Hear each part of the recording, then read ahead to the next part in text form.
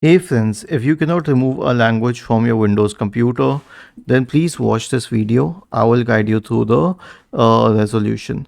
So let us say that we cannot remove it from the settings menu. Right click on the start button, select settings from the menu, go to the time and language tab, select language and region, and we have a lot of languages here. Let's say I wish to remove English India, but I cannot. So I have a script for you, a PowerShell script. All you need to do is change this part where it says language code with the actual language code, which is 2 letters of the language hyphen 2 letters of the country. For example, if I wish to remove English India, this will be the command. Okay, and I still have English India here. So I will search for PowerShell in the Windows search bar and click on run as administrator in the right pane.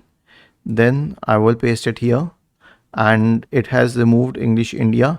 No, it has not, but when I reboot my system, it will remove English India. Okay,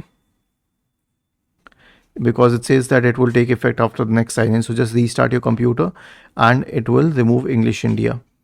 Was this helpful? If yes, then please subscribe to the channel, and if not, then let us know in the comment section of the video on how we could help you further. Thank you for watching this video and have a nice day.